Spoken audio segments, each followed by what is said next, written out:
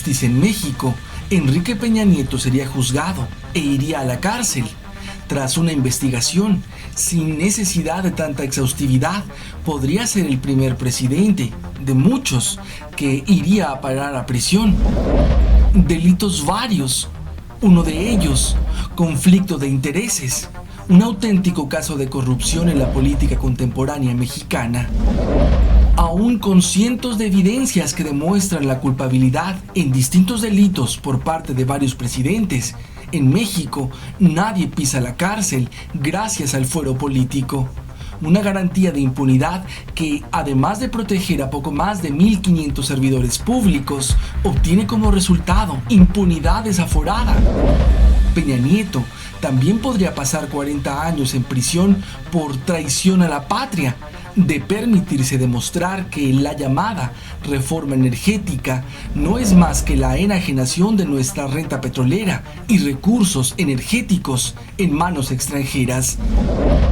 Los primeros mandatarios, con acuerdos históricos más que legales, se han cubierto las espaldas e impedido la impartición de justicia en heridas abiertas, como la masacre del 2 de octubre de 1968, el episodio llamado Guerra Sucia, la crisis económica de diciembre de 1994, el Fobaproa, la matanza de Acteal o la guerra contra el narcotráfico. Los saldos de cada uno de estos truculentos episodios se miden en muertos, desaparecidos o sueños truncados, pero nunca en responsables.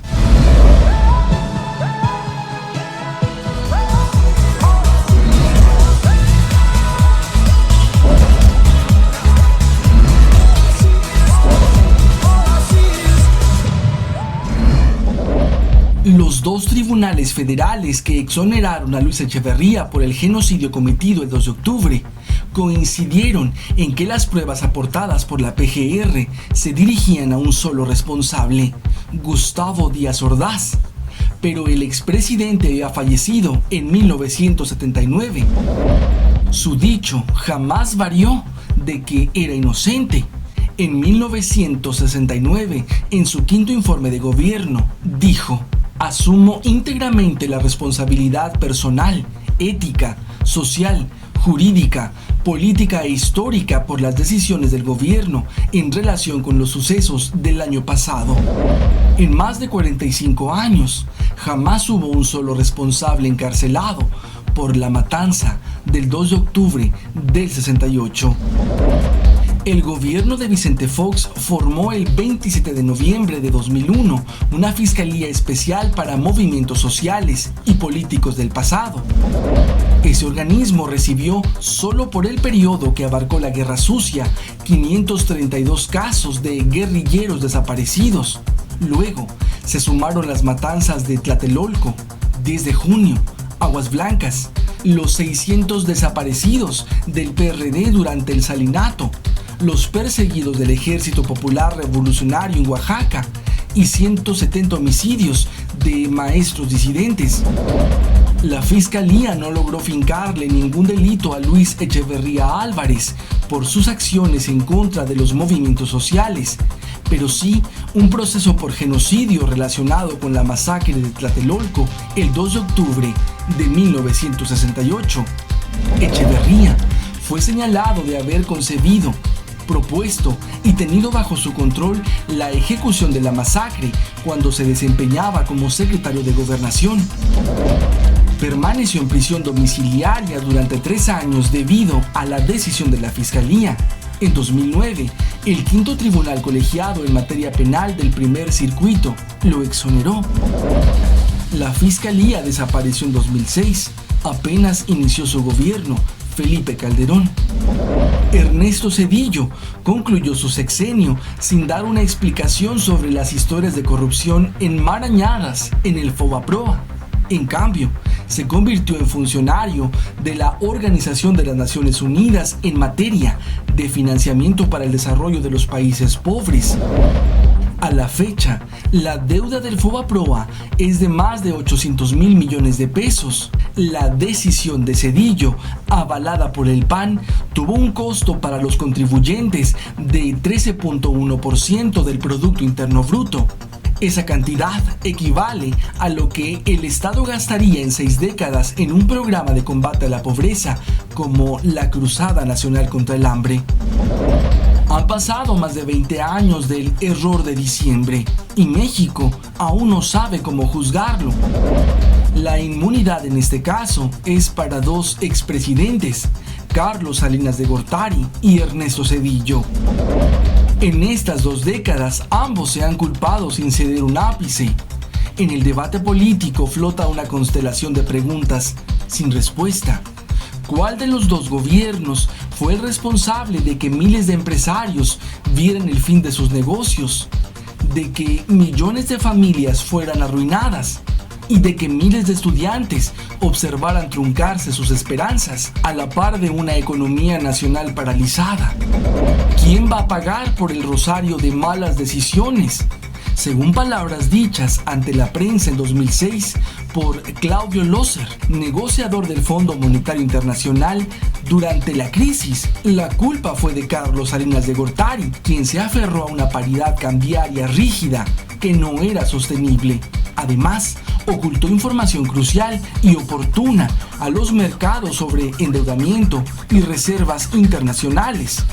Para Lozer, Zedillo tuvo su cuota de responsabilidad al no saber manejar la situación.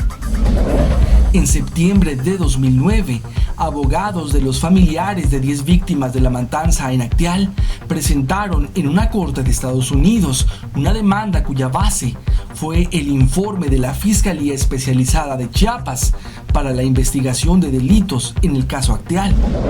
En el ocaso de su sexenio, Felipe Calderón envió una nota diplomática al gobierno de Estados Unidos para que se le otorgara inmunidad a Zedillo. En septiembre de 2012, el Departamento de Estado de Estados Unidos accedió a la petición del gobierno mexicano y le otorgó inmunidad al exmandatario. Un juez desestimó la demanda frente a la inmunidad del expresidente. Los demandantes se acogieron a la figura del amparo, pero en febrero de 2014, una corte federal rechazó la apelación. El argumento fue que Zedillo, como ex jefe de Estado, es inmune.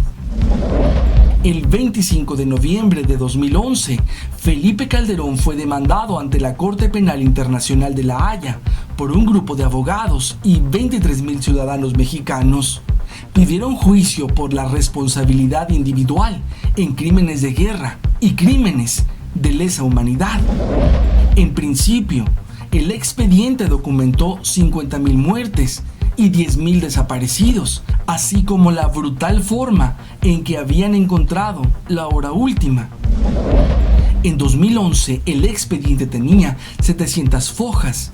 Hoy se compone de más de 7,000. El proceso para que la Corte emita un fallo aún continúa y puede tomar varios años. La vida del expresidente Felipe Calderón dista mucho de mostrar temor por esta demanda. Cobijado por Estados Unidos al terminar el sexenio, lo recibió la Universidad de Harvard. Recibe premios y envía tweets en los que muestra indignación por asesinatos cometidos en México.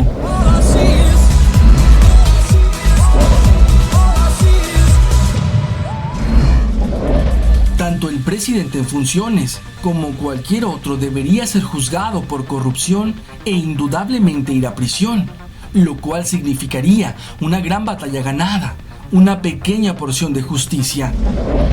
Hoy, conocer todas las pruebas de las diversas faltas constitucionales que fácilmente llevarían a Peña Nieto a estar tras las rejas, y en cambio, saber que sigue derrochando el dinero de un país en harapos, resulta democráticamente patético.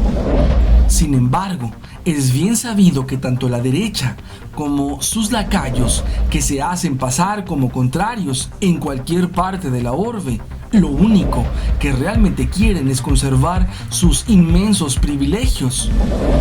La eliminación del fuero es sin duda uno más de los peligros para los políticos de la derecha oligárquica.